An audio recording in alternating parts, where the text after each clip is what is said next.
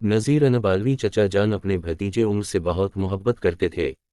अपनी लाइब्रेरी की चाबियां वो उम्र के ही हवाले किया करते थे। एक दिन वो शहर से बाहर गए हुए थे।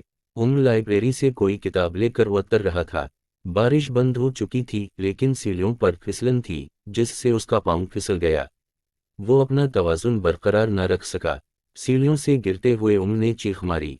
अम्मी जान और आपी दौड़ी आए। हाय मेरी टांग, मुझसे चला नहीं जा रहा, हाय मेरी टांग।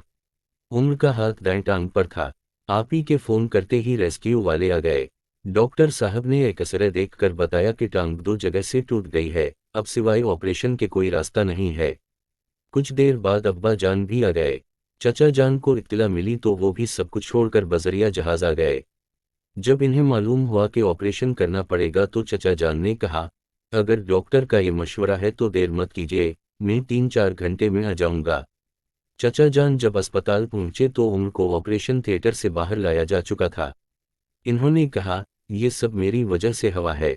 चचा जान की बात सुनकर उनके अब्बू जान ने कहा, तुम ऐसा क्यों सोचते हो, जो होना होता है वो होकर रहता है। अल्लाह ताला ने चाहा तो उम्र जल्द सेहतयाब हो जाएगा, वो पहले की तरह दौड़ेगा, भागेगा। 2 दिन बाद उम्र अस्पताल से घर आ गया। चचा जान इसका दिल बहलाने के लिए उसे कहानियां सुनाते, इससे बार बार पूछते कि क्या खाने को दिल कर रहा है। चचा जान, एक सवाल का जवाब तो दीजिए। उन्होंने अपनी टांग पर हाथ रखकर कहा। हाँ हाँ जरूर पूछो, क्या पूछना चाहते हो। चचा जान, क्या मैं पहले की तरह चल पाऊंगा, फुटबॉल या क्रिकेट खेल सकूंगा। हाँ बिल्कुल, क्यों नहीं, तुम दौड़ोगे, भागोगे, पहले की तरह उछल कूद करोगे, अल्लाह ताला से अच्छी उम्मीद लगाना चाहिए। उम्र आंखें बंद करके किसी सोच में खो गया। इसको वो दिन याद आ गया था जब वो अपने दोस्त अहमद के साथ क्रिकेट खेलकर घर वापस आ रहा था।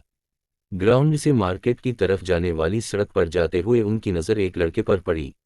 वो बैसखी को बगल में दबाए आहिस्ता आहिस्ता चल रहा था। अहमद ने उम्र की तरफ देखा। आंखों ही आंखों में शरारती मंसूबा तय हो चुका था। अहमद और उम्र बैसखी के सहारे चलते हुए लड़के की तरफ बढ़े। अगले ही लम्हे लड़के की बैसखी उम्र के हाथों में थी और अहमद लड़के के गर्द चक्कर लगा रहा था। लड़के का नाम इरफान था। खुदा का खौफ करो, मेरी बैसखी वापस कर दो, मैं गिर जाऊंगा, मेरी बैसखी दे दो। इरफान ने इल्तिजा की। चलो, रुक क्यों गए, तुम चल सकते हो, चलो। उम्र ने बैसखी लहराते हुए कहा, मैं गिर जाऊंगा, मैं बैसखी के बगैर चल नहीं पाऊंगा, खुदा के वास्ते मेरी बैसखी वापस कर दो। इरफान की बातों का उम्र और अहमद पर जरा भी असर नहीं हो रहा था। इन्हें तो इरफान को तंग करके लुत्फ आ रहा था। इरफान लड़खड़ा और कीचड़ में गिर गया।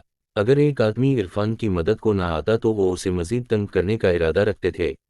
वो आदमी इन्हें पकड़ने के लिए दौड़ा तो उम्र बैसखी सड़क पर गिरा कर अहमद के साथ वहां से भाग खड़ा हुआ। मैंने अच्छा नहीं किया था। उम्र की बुड़बड़ाहट सुनकर चचा चौंक उठे। उम्र सोता बन गया। जब इसे कमरे में लेटे लेटे घबराहट महसूस करता तो चचा जान उसे व्हील चेयर पर बाहर ले जाते। बाहर तो सब कुछ पहले जैसा ही था। कुछ भी तो तब्दील नहीं होता था। इसके दोस्त भी मामूल के मुताबिक क्रिकेट खेलने के लिए ग्राउंड में जा रहे थे।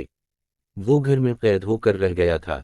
एक शाम उम्र के दोस्त इससे मिलने आए तो उम्र ने उनसे इरफान के बारे में पूछा। अहमद ने झट कहा, वो वहीं बैसखी लिए फिरता रहता है। वैसे इस दिन उसे तंग करने का मजा बहुत आया था। मैं जब बैसखी लेकर बाहर निकलूंगा तो क्या तुम मुझे भी तंग करोगे। उम्र के सवाल पर तो सबको चुप लग गई थी। बोलो, जवाब दो, मैं भी तो अब लनगड़ा हूँ, न जाने कब अपने पाँव पर चल पाऊंगा। उम्र की बातों ने तो उसके दोस्त के दिल को चीर कर रख दिया था। अहमद ने एहसन और मोहसिन की तरफ देखा। साद का सर भी झुका हुआ था। सब शर्मिंदा थे। चचा जान दरवाजे में खड़े सब सुन और जान चुके थे। अब वो उम्र की परेशानी भी समझ चुके थे। जब उम्र के दोस्त वापस जाने लगे तो इन्होंने अहमद को रोक लिया। इरफान, क्या रोजाना खेल देखने आता है।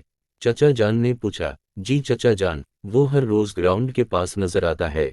बैसखी इसकी बगल में होती है, अहमद ने बताया। अगले दिन फिर उम्र के तमाम दोस्त इसके गर्द बैठे हुए थे। चचा जान जब कमरे में आते तो सब उनके एहतराम में खड़े हो गए। उम्र कोई आपसे मिलने के लिए आया है।